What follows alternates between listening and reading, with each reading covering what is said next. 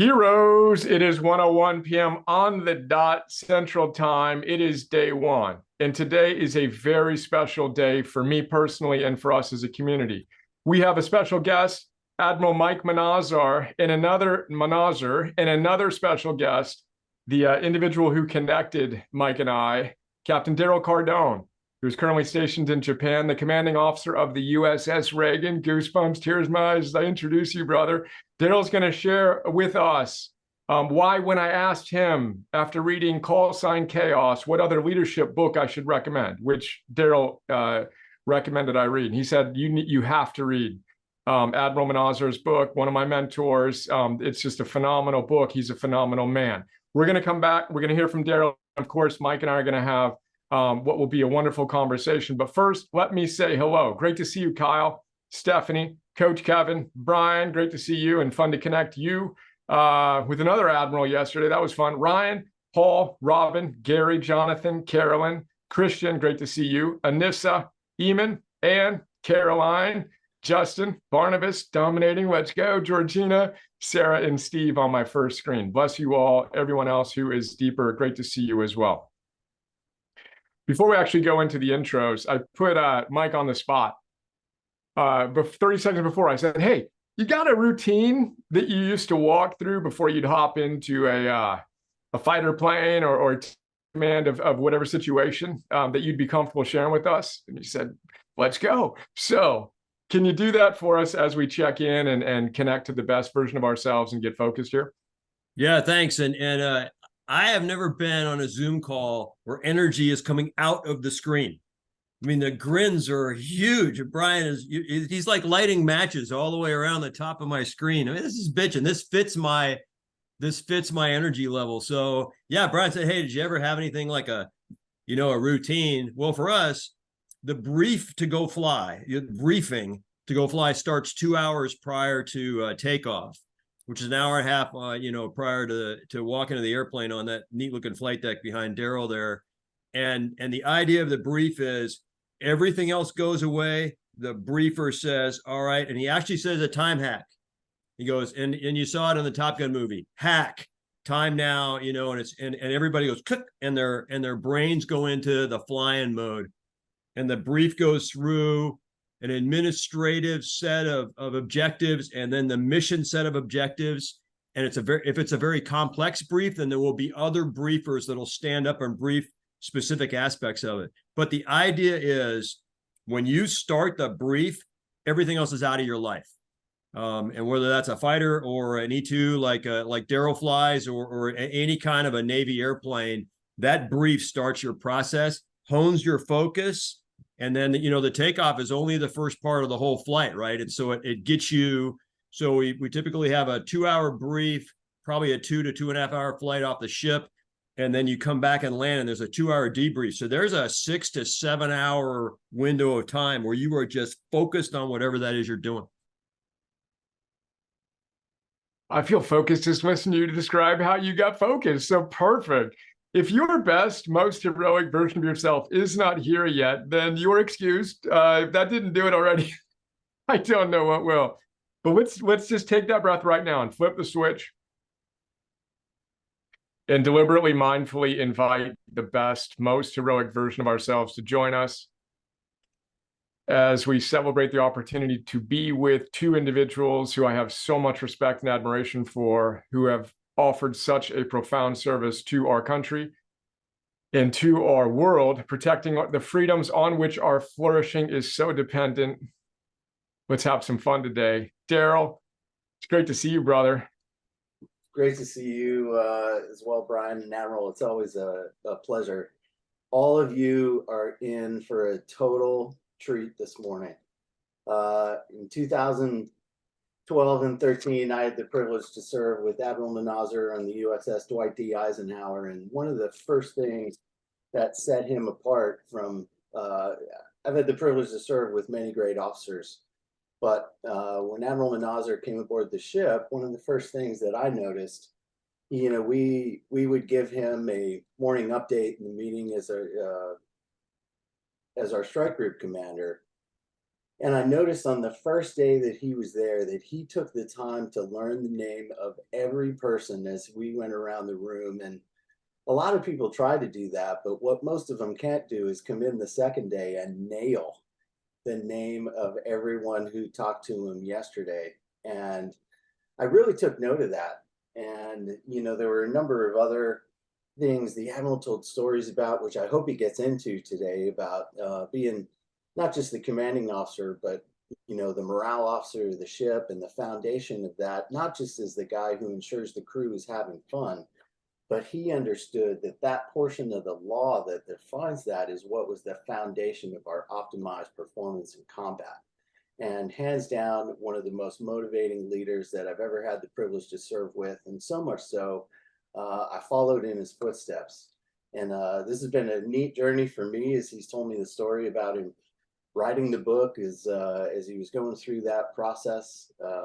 We had the opportunity to meet up in Annapolis, and then to connect him. I knew right away the two of you would be soul brothers, and this is an exciting conversation for me, and I am ready to get my pen out and take notes for as long as he's got time.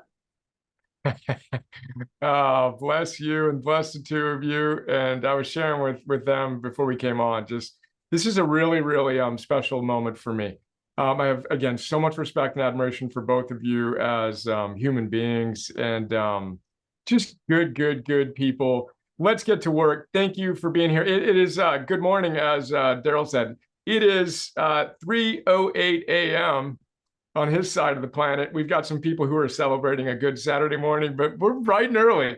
I get a text from Daryl a few hours ago. All right, I'm going to hit the rack for a few before I come on. Let's go, hero. Admiral Manazir wrote a great book called Learn How to Lead to Win.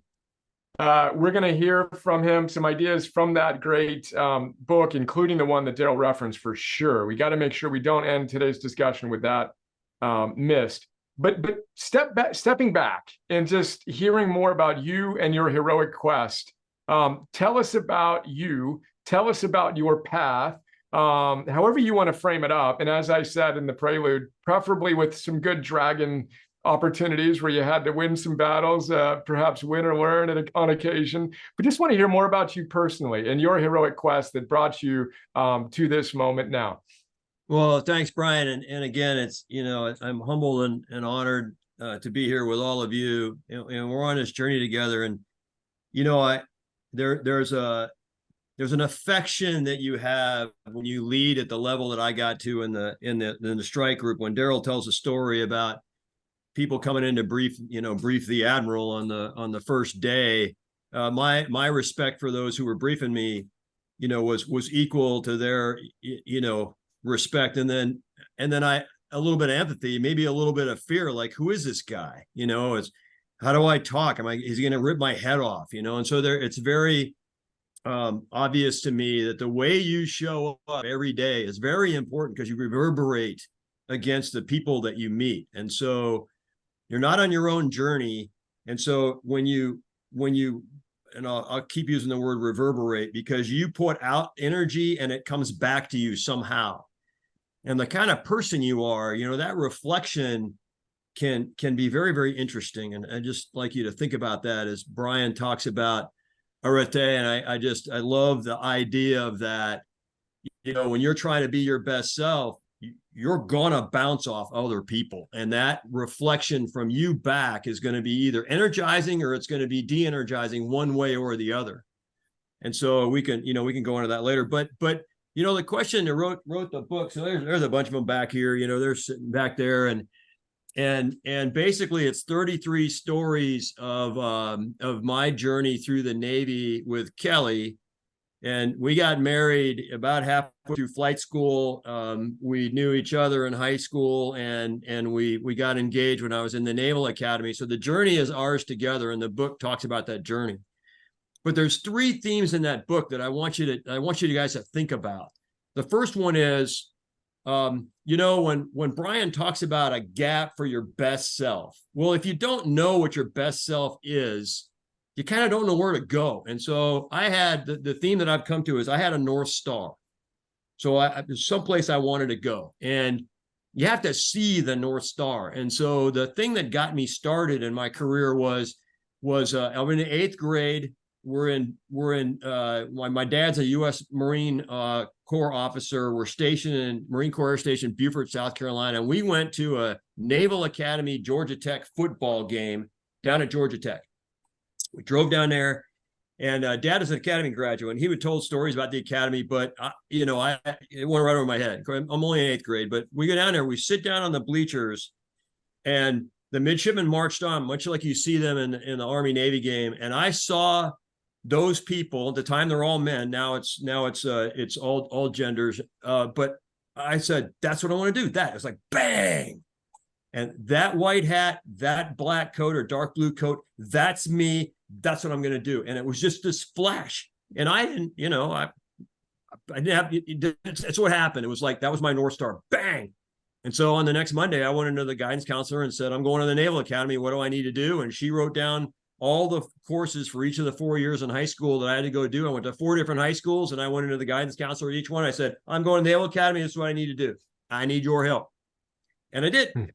And that's where I went. So the North Star that you set in front of you. So I go to the academy. Well, you're not done. And so this idea of, you bring your best self every day is this journey that you're on. Like, it's like mountaintops, or you're climbing a mountain, and you get to an interim point, still look at the top, you get to the top of that mountain, and you look, oh, there's another mountain. And maybe you're going down a valley to get to the other mountain. So this big journey. And so if you've got a North Star in your head, then you're willing to risk everything to get to the North Star. And so there's failure, right? And so you fail. And so in my career, and it's depicted in the book, I've got huge failures. I mean, I failed to carrier qualify the first time in A4s. I thought I was done. And the Navy thankfully gave me another chance, and I qualified there. I failed to select for an aircraft carrier. Bo went right through, and he selected for a carrier. He's awesome. And I failed to select all the way to the very last one, was so angry and so pissed that after all of this work to get to that point, the Navy didn't select me. But then the last year that I was eligible, I got selected for Nimitz, and the tour was epic. And so then the third theme is resilience and recovery.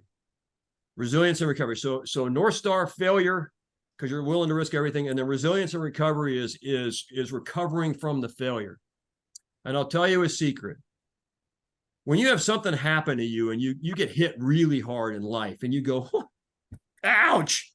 You get back up and you look around, you go, and what I've come to believe, first of all, there's a hand of providence in my life. And so in all of ours, I think our lives are guided by higher power. Whatever your beliefs are, I believe that there's a combination of human determination and providence, or God, or fate, to get you going. And so I've become in my life to the point where I get hit with something, or something really negative happens. I go, okay, what's going to happen now? There's something that this occurred for. Sorry for the noise. There's something that this occurred for. Because every time something happened, and I depict it in the book, you turn around and look at the path beyond that failure, it was better. It turned out better. So like, wow, that's why it happened. I'll give you an extreme example. I won't go into the whole story, but there's a story in the book about being the landing signal officer for an A6 coming aboard Abraham Lincoln, and the right seater was partially ejected out of the airplane. And so he's halfway out, and it's kind of a neat story. It has to do with, professional competence and taking all of the license I needed to land the airplane. But I was not supposed to be on that deployment. I was not supposed to go. I was supposed to be done and rolled out. And the Air Wing commander said, nope, I want a pointy nose or a fighter landing signal officer going deployment.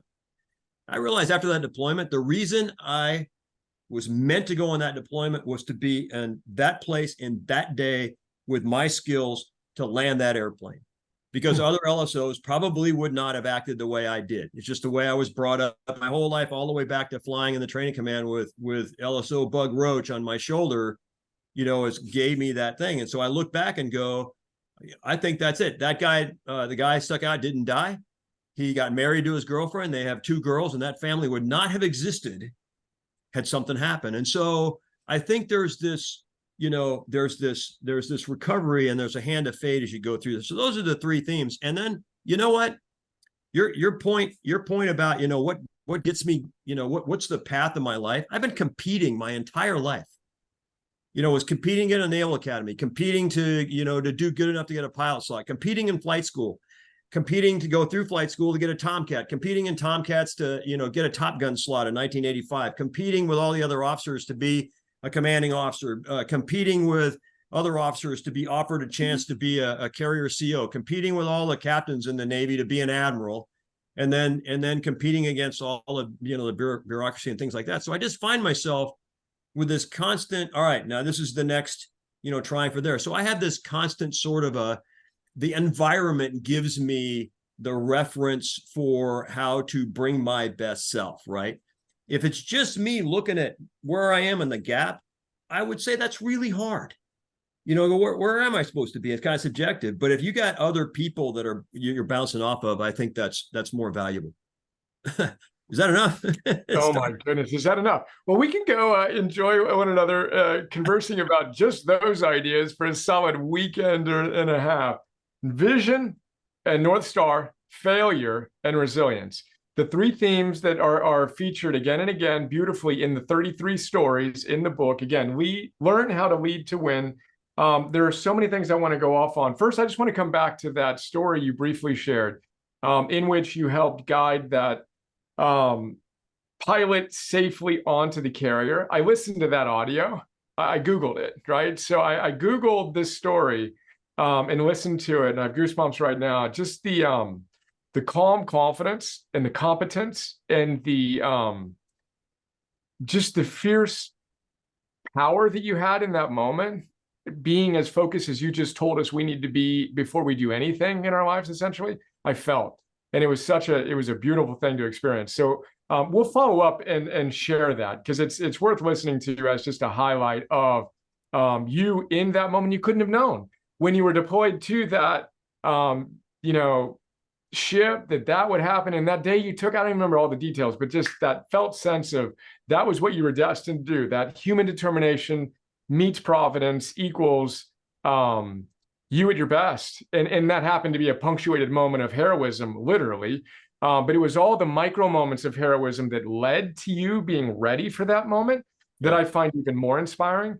And again, there's so much there, but I want to briefly say too, that the way that you showed up as an 8th grader, with the clarity of that's what I want, we call it targeted thinking. That's what I want. And this is what I'm going to do in order to get it.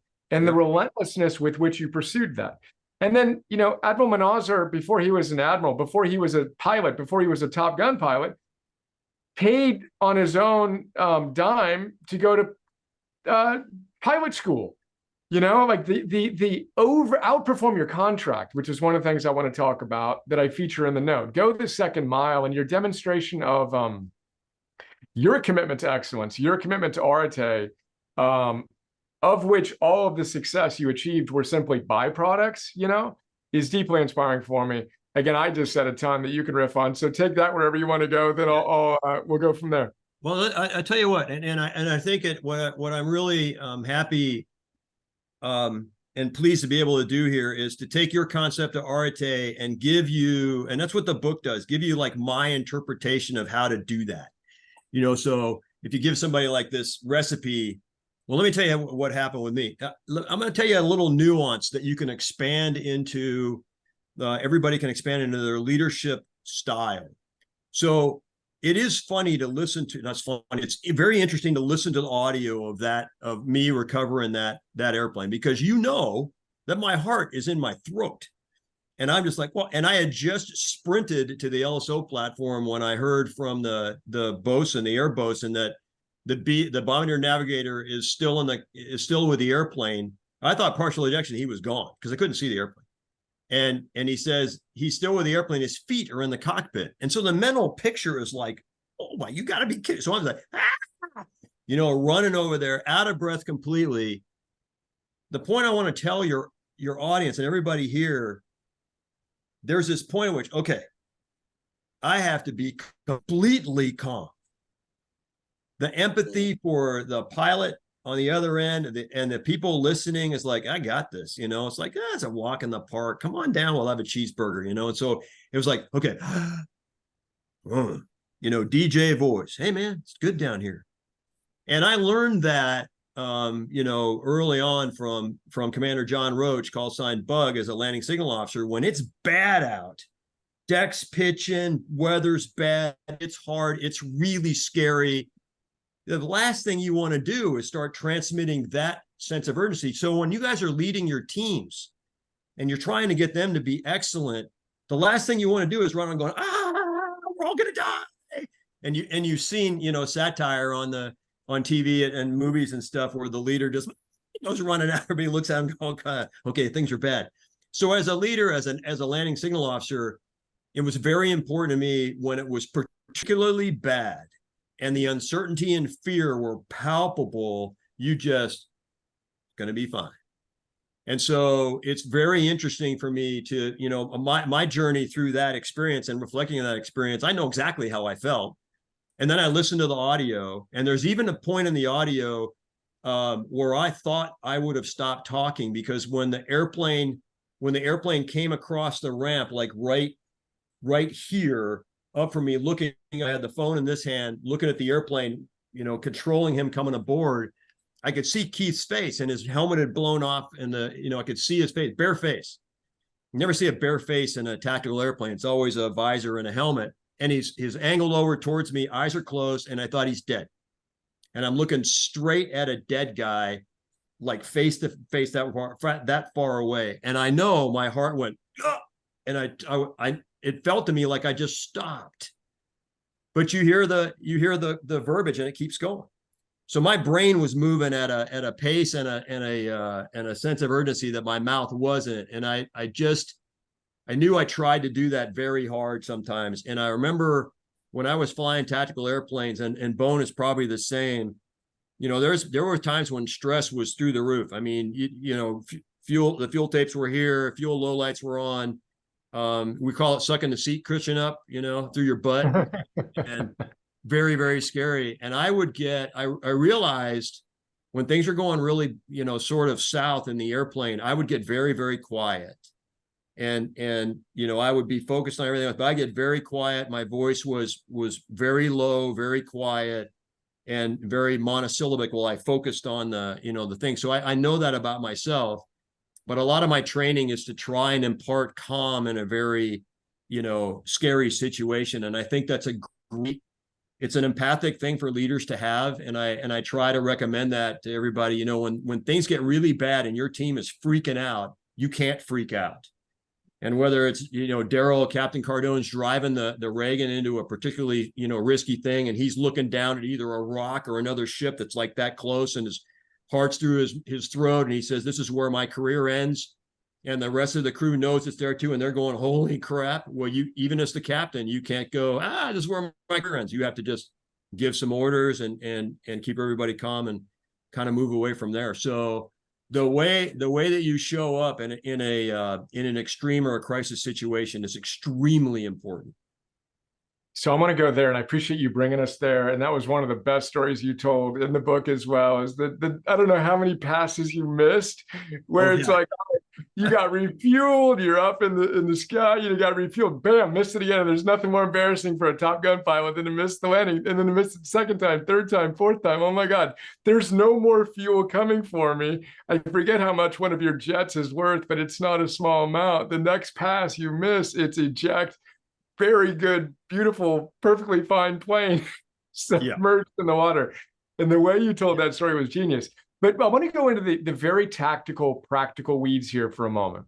And this is one of the reasons, guys, why I start every one of our sessions and end every one of our sessions flipping the switch.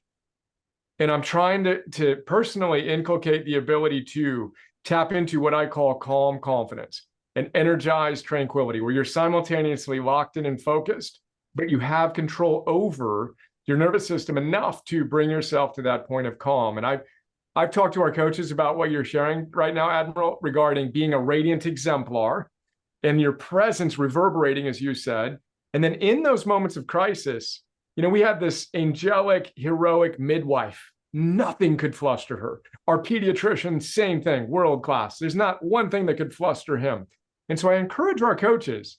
My coach, Phil Stutz, laughs when I have problems. Like, finally, we've got something to deal with here. I was hoping you'd bring me something good. I got the SEC sending me a letter, and he's like, finally, we've got real bullets. God, we can do some good work now. That level of confidence gives me goosebumps right now. That level of not naive certainty, but the been there, done that. I've cultivated the ability to show up at my best when it matters most, is such a beautiful, sacred thing. How did you do that? Because it wasn't something you just magically turned on in that moment. You spent decades creating, I would intuit, that ability, sometimes more or less successfully. But what specifically did you do that you think we could do to live with Arte in those moments when it matters most? Well, first of all, I got to tell you, it's practice. And you go, well, okay, stupid, practice, great. What do I practice against? You know, my path, I was very lucky in my path. You know, my North Star was to go to the Naval Academy. And when I went there, they took a cocky high school scholar athlete and turned him into a naval officer somewhere in that 4 years. And so I was presented with challenge. And because I was committed to get through, because of my North Star, I hit those challenges and screwed up all the time. I mean, and so I think the answer to your question, you know, not too many people are going to be presented with, okay, you're going to land this airplane the first time on an aircraft carrier, or you're going to, you know, avoid a collision with a ship, or there's a guy about to land here. And so, well, all right, Nasty, you showed up and you reacted in this way.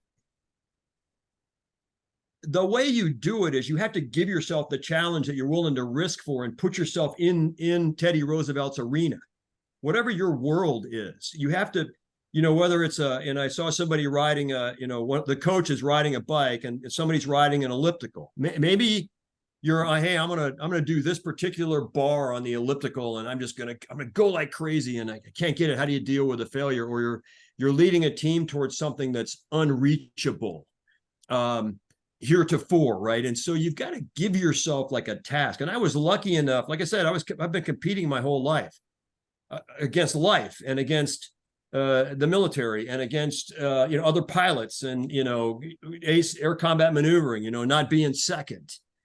And the ability to try your best and then achieve a certain amount of graded performance and then debriefed or given feedback to perform better the next time. And but I was lucky enough that that's kind of how my life in the military, in the Navy, whether it's the Pentagon or whether it's on an aircraft carrier flight deck, that's kind of how it laid out for me.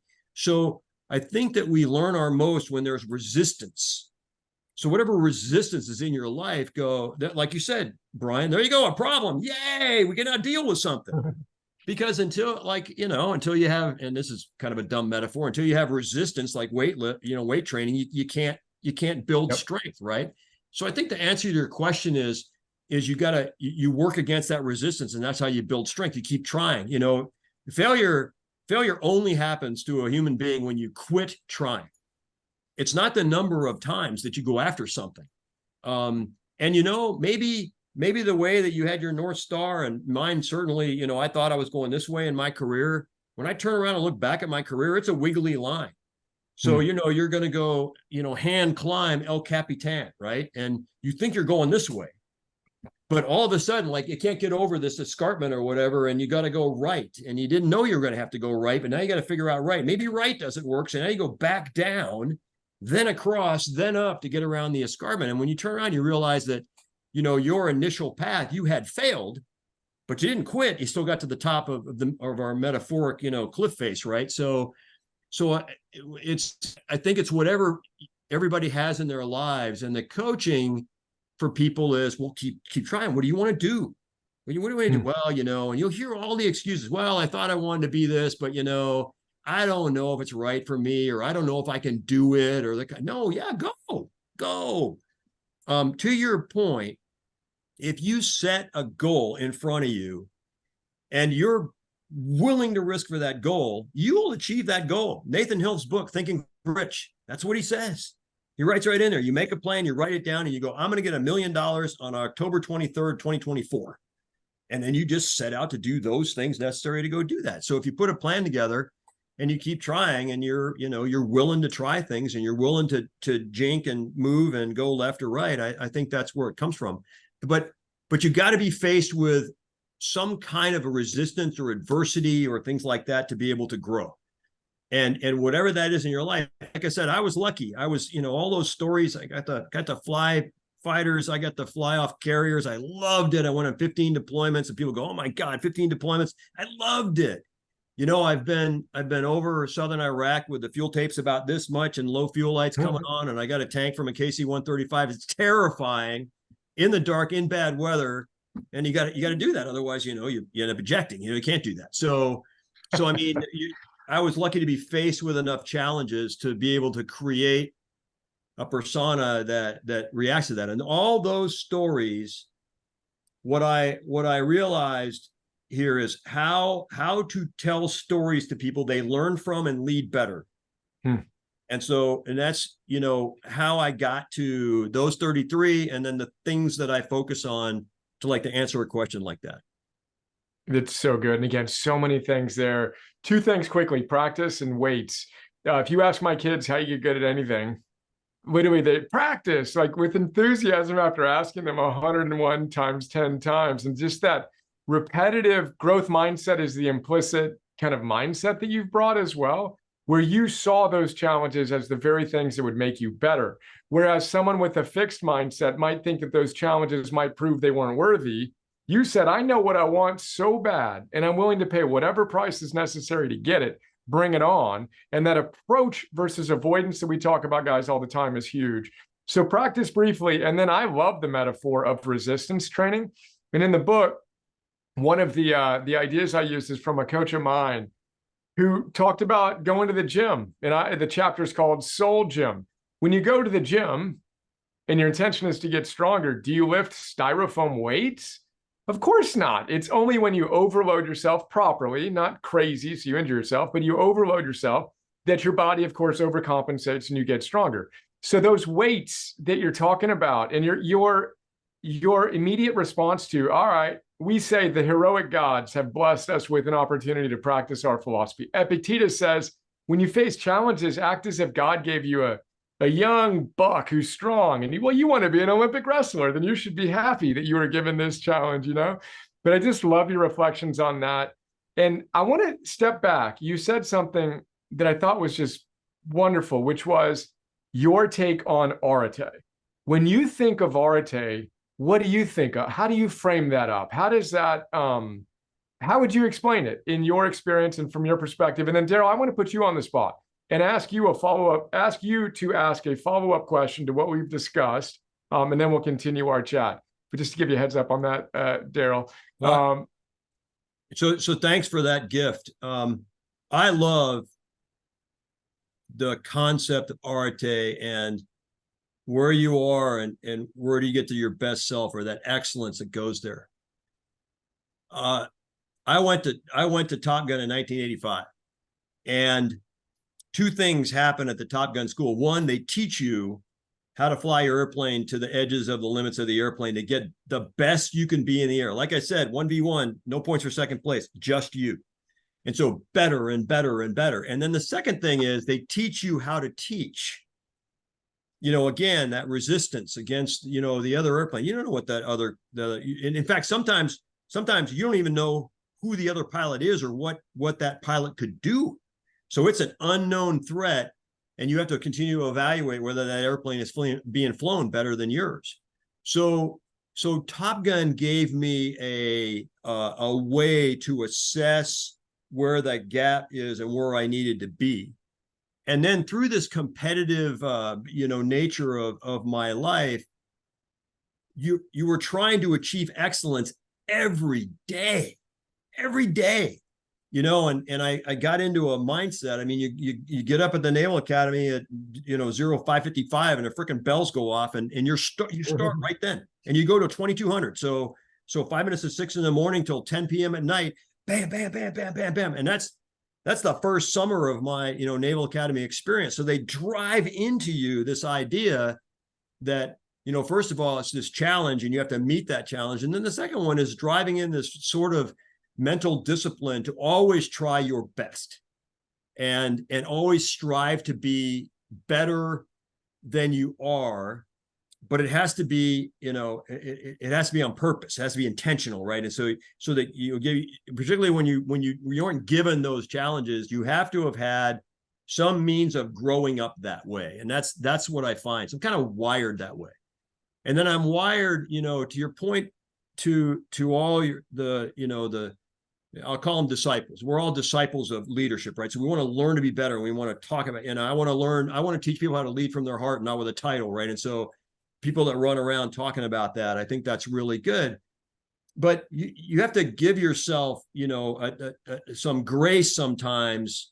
You fill the hours of your day and you want to always have some tension and some strain on yourself going, what more can I do today? I mean, I didn't get my workout in, but can I still get my workout in? Or did I read enough today? Or did I get to, be able to do that thing I do? So your daily routine, so you're always looking to fill that day, but you can also give yourself some grace, that says, okay, I'll fix these things first, but you can live with yourself saying that I am using the time that I have to fix the things that I can, that I'm focused on. If you try to fix everything, you go, all right, that's it. I'm up at 6 a.m. and I'm going to work until 10 o'clock at night. You might not be able to prioritize the things that are really important to you. You might actually burn yourself out rather than apply the right energy to the improvement phase that you're trying to do. Love it. And again, Captain Cardell, I'm putting you on the spot. What's our follow-up question? Well, he hit it when he just said to lead from the heart and not from a title. I still remember the day 10 years ago when the Admiral gathered me and all the other commanding officers from the Air Wing squadrons into the war room on the ship and told us, so we're sitting down and, it's an exciting day for us. The Admiral is going to spend, an hour or 90 minutes with us talking about how to best lead a team in combat. And one of the first stories he told us about was that he didn't view himself when he was, commanding officer of Nimitz as the guy who was going to give all of the orders. He viewed himself as the morale officer on the ship. And I distinctly remember him saying, and I wore that on my name tag, that it said Mike Manazir, morale officer. And sir, I'd love if you would share that story with everybody else, because I think it's really good insight into the point that he just made about leading from your heart, not from a title. Well, thanks. It's actually, this is embarrassing, but it's one of my favorites, one of my own favorite stories. So It's a good one. Yeah.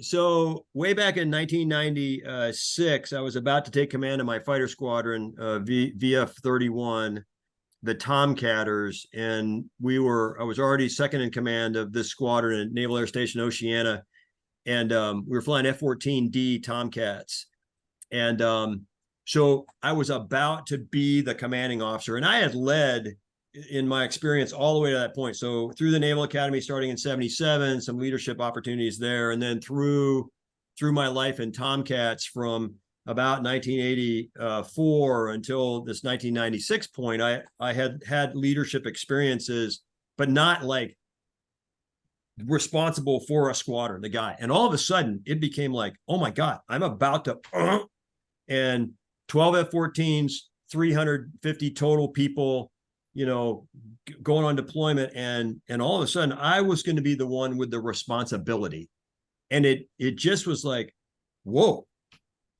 And I was kind of taken by this change in responsibility. And I'm literally sitting at the bottom U of the NAS Oceana bar, O Club bar, usually where there's a bunch of shenanigans going on. It was fairly empty on a Friday, mid Friday afternoon, and I was drinking beer with a buddy of mine, and I literally said, and this is all in the context of taking command, why is morale important? why is morale important of a unit? But, you know, in the military, you just order them to do stuff, right? And a lot of people think military leadership, you just order them to do it and they're going to do it. It's true. It's true. You can order people to do stuff. And in fact, if you're the CEO or a senior executive in a company, you have authority to tell people what to do. But if they don't believe in it themselves, if they're not connected with you, if they don't think you care about them, if they don't think you care about their work or their result, they won't try hard. They'll do the minimum required, and they're not going to risk, and they're going to lead. They're going to see a little bit of fear in going, you know, failing, in fear and failing. If they try too hard and fail, that you're going to yell at them as a leader. You're going to hold them responsible for this negative result, right?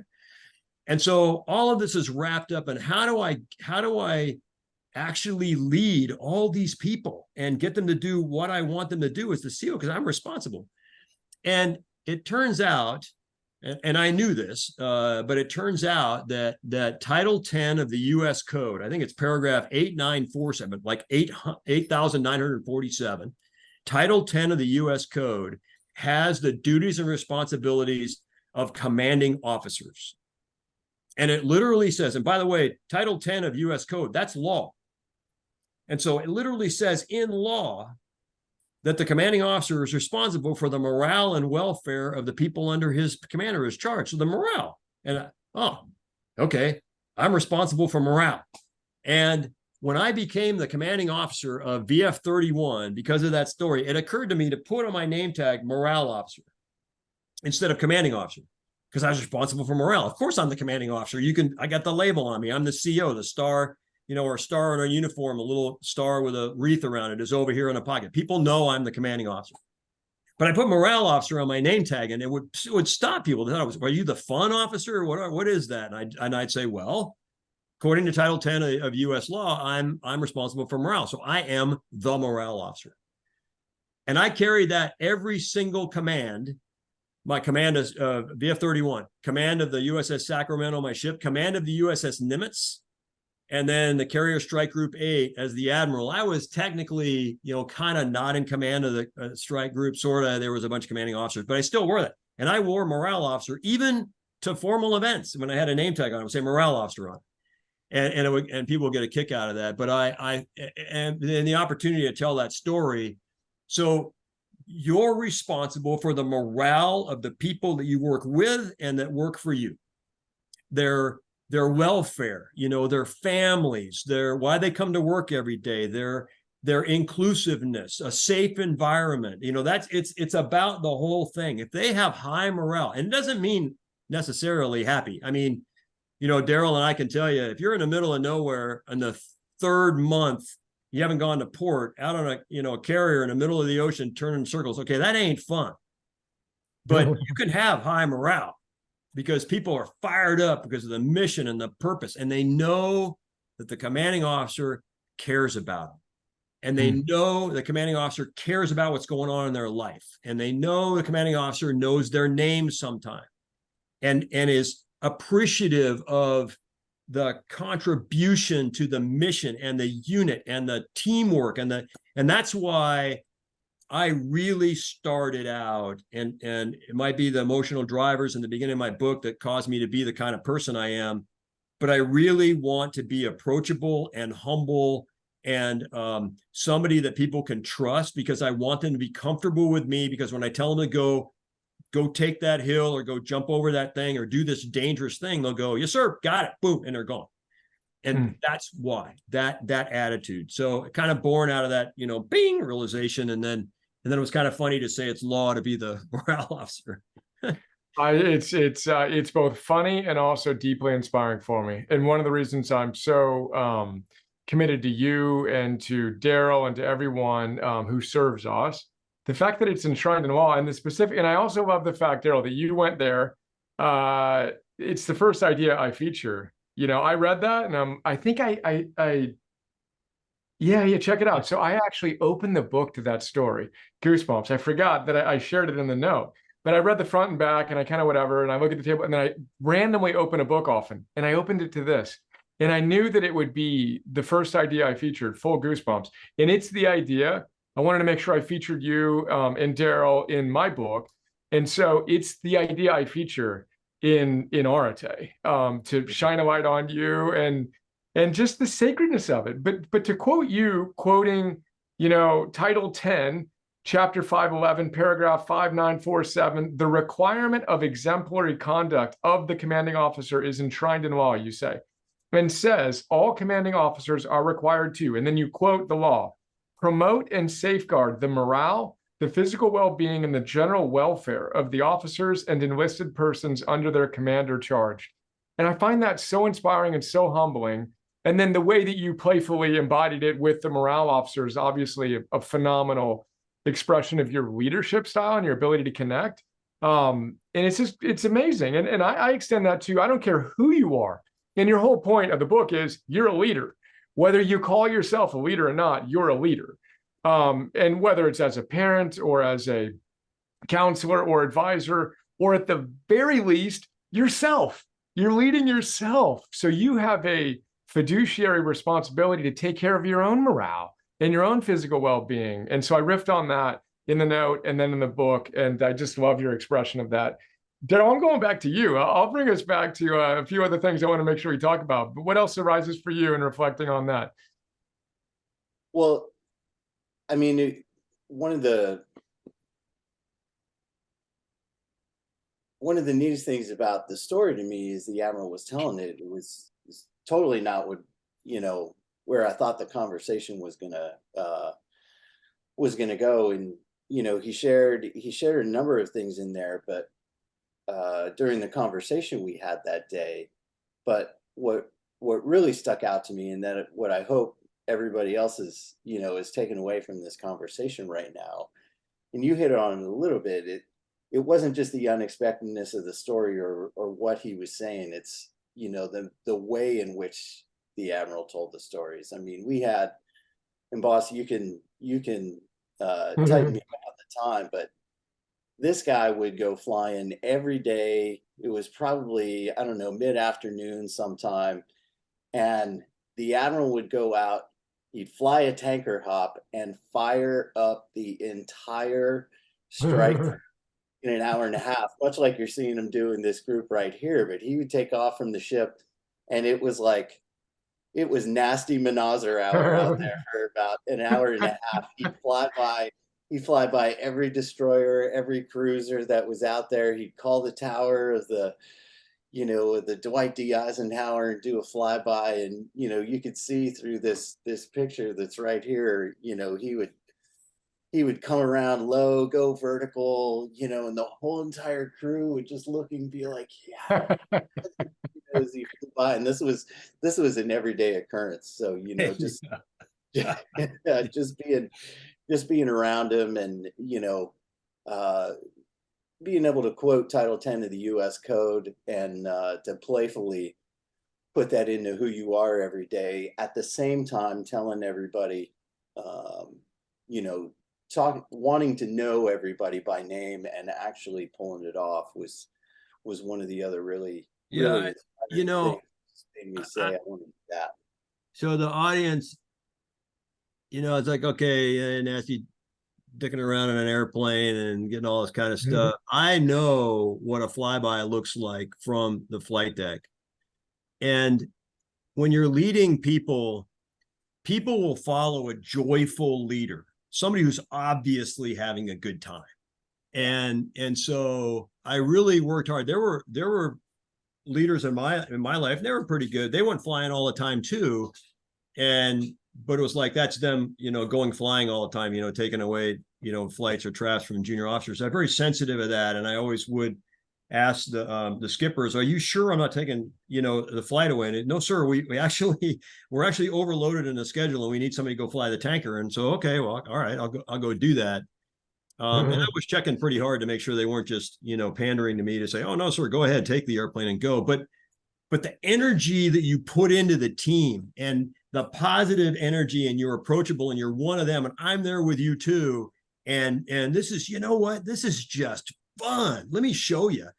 Leading with joy, leading with empathy, leading with caring, and being, that person, you jump off the flight deck and the plane captains are coming around and go, it was so, sir, that was so freaking awesome. And I go, isn't that cool? You know, being able to just, you know, have a good time with folks and high-fiving on the way across. I know, because I grew up for 30 years under admirals. That's the admiral. Yeah. He's having fun.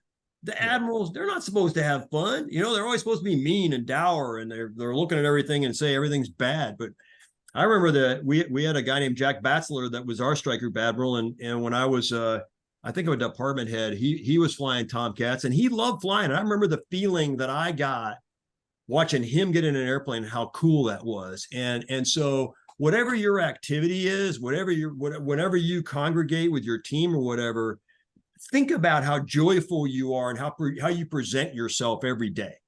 And you know, it's cool to be out here in the middle of nowhere for the third month. Come on, where else would you rather be? You know, and you know, the silliness of that, I think imparts this kind of us togetherness that came from that. So I got lots of energy back from folks when I would go run around the strike group, like Daryl said. And then when I'd go over to I learned how to fly a helicopter from one of the seats, and I'd fly over to a destroyer in the strike group with commanding officer in the right seat, and I'd jump out of the helicopter and go running in, and they'd put a junior officer in the front, take off the helicopter, go run around, and I'd spend an hour and a half, 2 hours, 3 hours on the destroyer as the admiral, making sure I got to know the people on the ship. And then I'd go out there and get back in the left seat, and I'm the one that took the airplane off. And they're like, "Look at the admiral! He's flying over here, comes to see us, and he's like loving what he's doing." And I really think that style of teamwork and togetherness and leadership works really well, especially when you're a joyful leader. It's amazing. Again, I'm so happy I went back to you, Daryl, for the continuation of that conversation. And then the word that arose for me as you started sharing, Daryl, and then as you started reflecting back, Admiral, is joy. And then you said it out loud, but it's the joy that is palpable in you right now, in your celebration of what you had an opportunity to do with your life. So as much as you were driven to lead to win, and as competitive as you were competing against your best self over. And again, you use the construct of the Navy and the different tiers, but it wasn't joyless.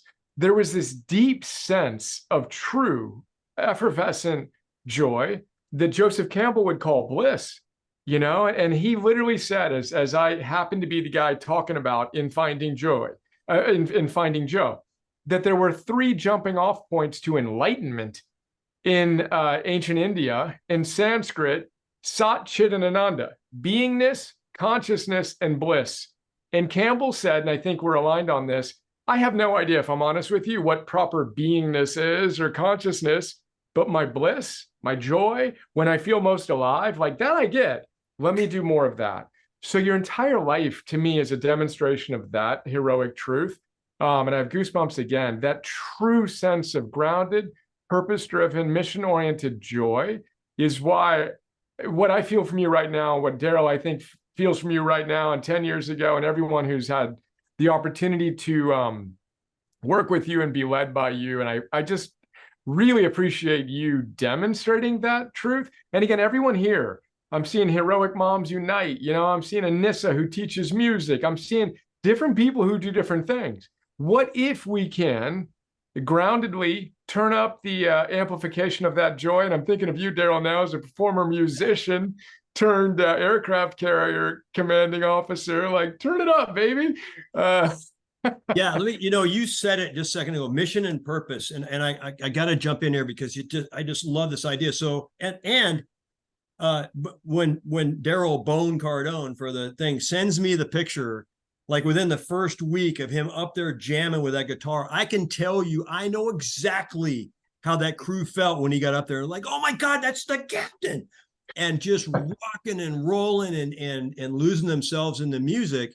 That's exactly right. It's and I would heartily commend everybody, and you probably all read it, The Book of Joy, 2016, by the Dalai Lama and Archbishop Tutu. And it's the guy who is the assistant to Archbishop Tutu writes the book, and it's the 8 pillars of joy. And it's not, you don't run around like happy all the time. And you know, this idea of joy is exactly what Brian just said. It's a mission and a purpose. I can tell you for a fact, I do not get up 7 days a week and go around and go, hey, I'm a joyful guy today. You know, literally when I'm not having a very good morning, I get up, I literally go, what am I grateful for? And I look around, I know that's a very common practice, but it's often not applied as you, okay, I'm grateful for the weather. I'm grateful for where we live. I'm grateful for this. It's you know, I do, what am I finding joy in? And I'll share with you a couple of Decembers ago, December of 2020, my neighbor, we're smoking cigars and drinking bourbon. He goes, what gives you joy? And I said, I don't know. I don't know what gives me joy. And so it's this journey that we're on that you said it, sense of mission and purpose and connectedness with it. And you know, the moms doing the thing and the community people, and especially when when you're material in the leadership of this community, you have some role in the community that you get that joyfulness out of. And the phenomenon for me, they're really bringing it home that Daryl can talk about is the CEO of a nuclear powered aircraft carrier is the best job in the galaxy. It goes about 3 years. And the lore is that's the longest a human can go without sleep. That's why it's only 3 years. Because every single night you get called at least once, if not twice, if not 3 times, either the reactor or a person thing or airplanes at sea or at home. And the amount of stress on the commanding officer, the things that are weighing on their brain 24/7 is immense. And we're all trained to go there, but it's immense on the commanding officer. On no other person on the ship is it that immense. But you know what? For 30 months in the command of Nimitz, I had a ball. And I cannot answer the question for myself about the most stressful job I ever had was the CEO of the aircraft carrier, but I was a happy, joyful leader of Nimitz the entire time. And I don't know why. The stress was excellent for me. It was my environment. And maybe it's because I was the captain, and maybe Daryl can talk about this, because maybe when you have that much control over your environment and you can take, you know, when you have the control, the amount of stress around you, you're controlling that ball of stress with you. Maybe that's it. But it's that feeling of belonging and purpose and mission, Brian, that you just said, that's what gives somebody joy in a leadership position. Well, let's pull that thread a bit further and a moment longer. The ancient Greeks had a word for that too. So the reason we want to live with arte and express the best version of ourselves via virtue excellence is to experience what Aristotle calls the summum bonum of life, which is eudaimonia, which means good soul, which we incorrectly translate into English as happiness. But it's more like what we're talking about. It's a deep, grounded sense of joy. And I'm still trying to frame it up, because same with me. When I went through some challenges recently over the last year with some stuff with Heroic, I felt more alive and more eudaimonically joyful, but it held all of the emotions. I had never been under more pressure and more stress and all the other things that go with meaning. And that arose for me too, is that stress goes with meaning. The deeper the meaning, the deeper the stress. And when we can hold that frame, then it all becomes an opportunity to practice our philosophy and to feel that aliveness when we know we're doing what we're here to do, and there's something about that I think approximates the impossible to capture that we're discussing right now. But I love that idea of eudaimonic joy that holds all the emotions. And the analog for many would be you as an aircraft carrier commanding officer and Daryl now, it's like going up Everest. So I've decided I'm going to summit Everest. Now, when I'm on Everest, by definition, the weather's not great and I can expect X number of storms. Am I complaining about those storms when they happen? No, I realize that that's what I signed up for, and those give me the opportunity to show the world and myself what I'm capable of. And it's something about that, to go back to your big three, the vision, the expectation of failure. We can't be surprised by it. Of course, you're going to fail in the process of trying to do something great. Don't give up the dream. Get back to work, demonstrate your third pillar of resilience, repeat, and something magical happens, I think, in that constellation that, again, you capture so beautifully in your 33 stories, kind of triangulating from different vantage points. But get me fired up, because it's such an important and exciting idea, and so coherent with everything that we've been talking about, brought to life in your stories, and to have you here, Daryl, as well. It was just so fun.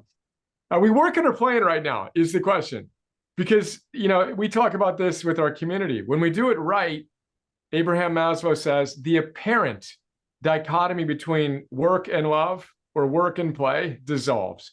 And I think that's, again, a theme that you've demonstrated, that Daryl's reflecting in your leadership. That's just so cool. Daryl, what else you got?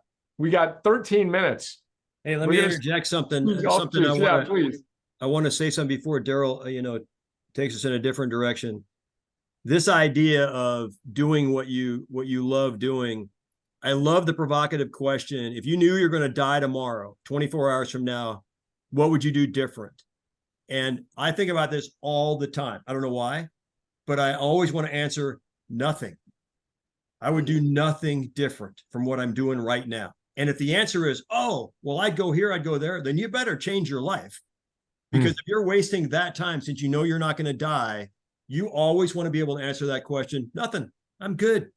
I'm good right where I am, doing exactly what I'm doing, because I get joy out of this whole mission, purpose, life where I am right now. So good. And then that brings me back to the other thing I made a note of, and then I'm going back to you again, Daryl.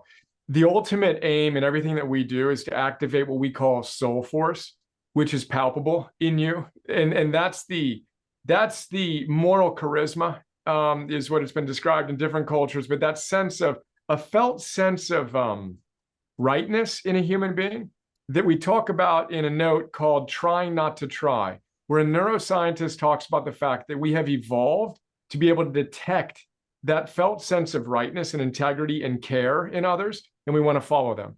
So that's what Daryl and his crew felt when you walked in and gave that talk. It's what I feel from you right now. It's what I aspire to be for our community. And it's what I absolutely challenge our community to be for their community. It's soul force activated. That is, from my vantage point, all of our superpowers. It's what all of these heroes of mine embodied. And I really, really appreciate you bringing it and activating it with us today, because I can feel it. Daryl, what else you got? Well, first I'd say I don't think joy's given. I think you need to find it.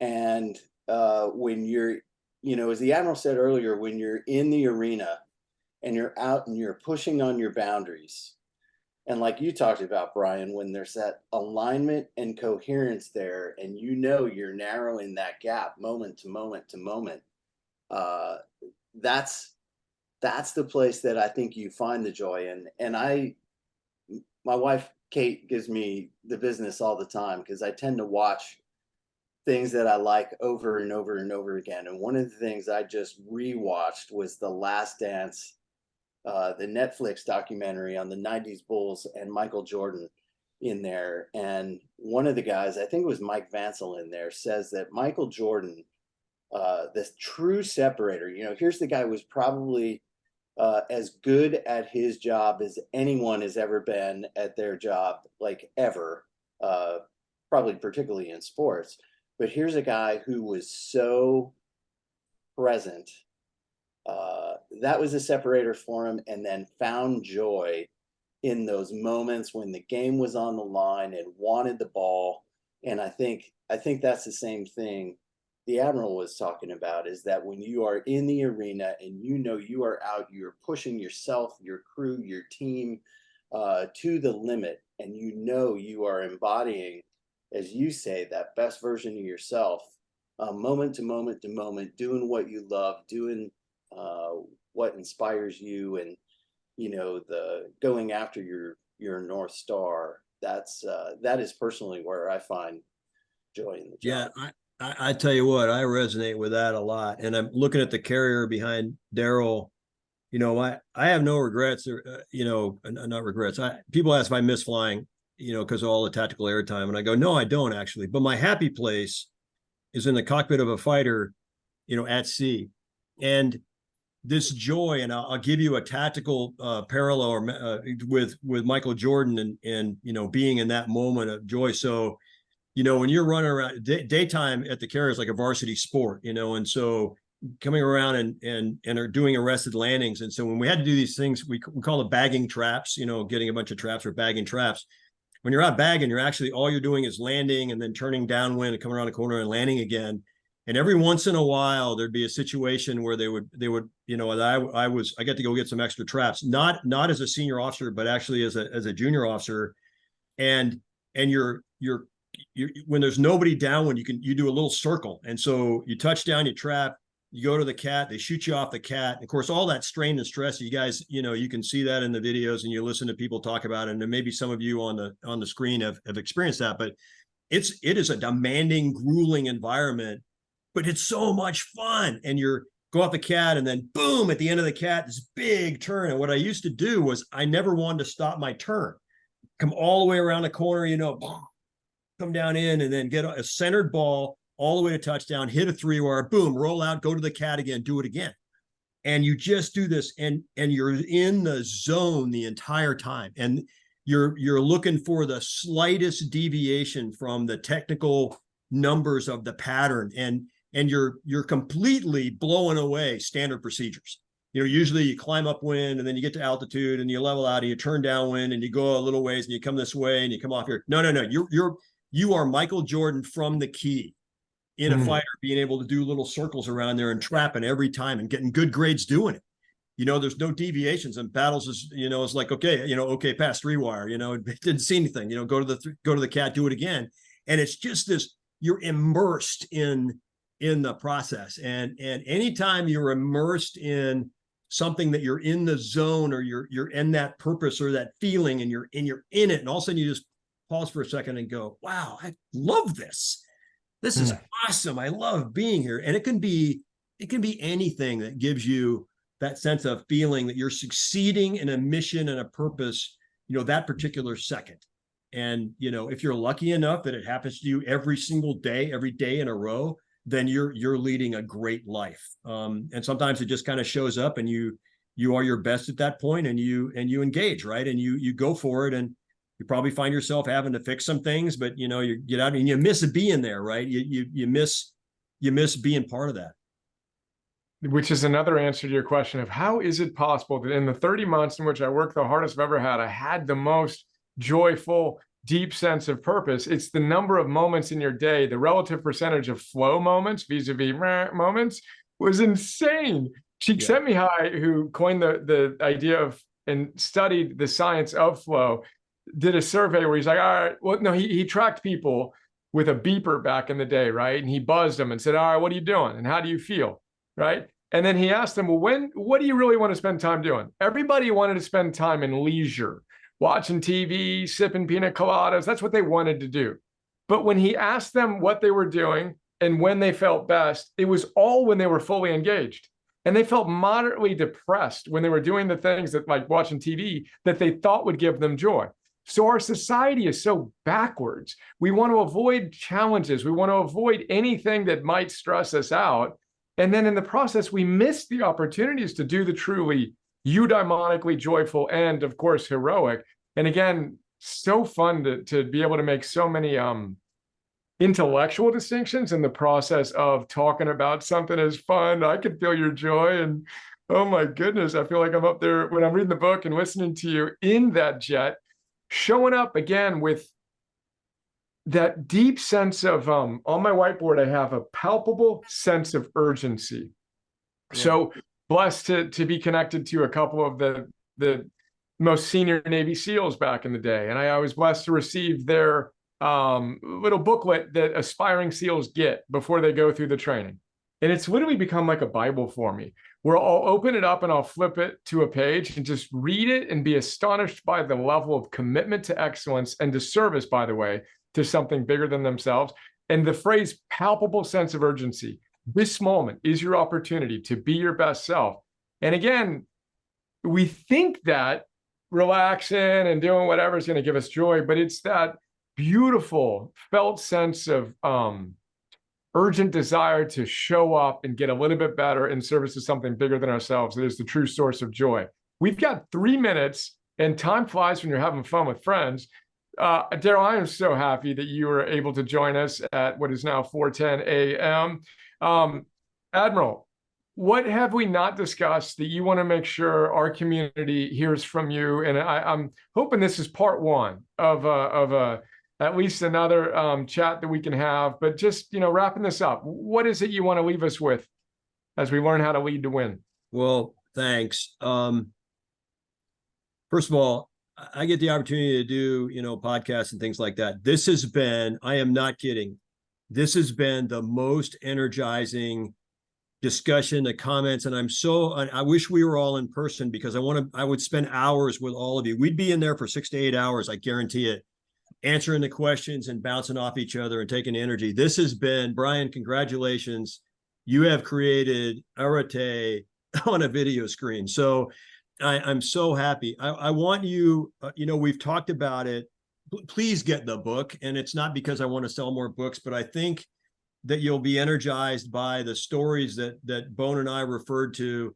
And then there's a leadership lesson tied to each story, which is what we didn't sort of talk about. Brian does a nice job in his note about the book, but there's a story. So we all need to be good at storytelling. And then this is what I learned. And so instead of just saying, hey, you need to learn how to do this as a leader and be a good leader, and there's a zillion leadership books that do that. This is one man's journey through this process. And so, North Star, willing to fail, risk everything, and then the recovery. By the way, if you don't get to summit Everest because of the storms, you can go back and summit Everest at some other point. So you don't fail because you failed it at one time, right? So keep trying. But I want that to be the most important thing that people take away.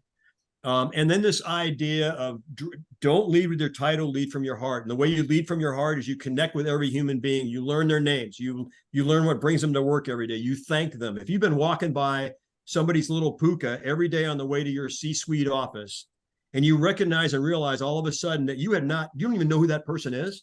They know you walk by their desk every day going to your office, and they go, well, he doesn't even know who I am. Stop. Go say hi, apologize profusely for walking by their desk every day. You'll never do that again. You'll say hi to them. And all of those kind of connections with people, but make the connections, lead from your heart, and our world will be a better place. Nothing I'm going to say that's going to improve on that other than I am looking forward to our continued chat. I'm looking forward to connecting in DC as well and seeing if we can actually set up that in-person time together. That's going to be so cool. Let's go, man. Before we go, I put on a sweatshirt. You open to sharing what's underneath that sweatshirt of yours? Yeah. Dude, I got a sweatshirt on because it's hard work, but look, I got my heroic thing on. Let's go, hero. Under my sweatshirt. Look at that. That is absolutely how it is done. Oh my goodness. Bless you. Yes. I'm so grateful for you and for our friendship and for your mentorship. And to have you here today with us is it's an honor and a privilege. And I'm looking forward to giving you a hug in person in the not too distant future. Captain Cardone, bless you, brother. Anything you want to add as we wrap up? I would just say I'm just here as a testament to what can happen when you dedicate yourself to the principles that Nasty talked about, and you give people energy. They want to do. They want to be you. So whatever that looks like, wherever you work, when you live that out, and when you see someone like I had the privilege to do, to see them push the edge of their boundaries, to do so every day in a personal manner and to find joy in doing it, that radiates. If we can all embody that like Nasty does, we'll all be better leaders. Amen. Learn how to lead to win. Check out the note, get the book. You're going to love it. And appreciate you both. Great to see you. I'm looking forward to connecting on the other side. Nat, if you can connect those of us who would like to connect afterwards, that would be wonderful. And day one, all in. Let's go, heroes. Yeah. Let's go. Fly Navy. That's right. Fly Navy. Let's go. Oh, geez.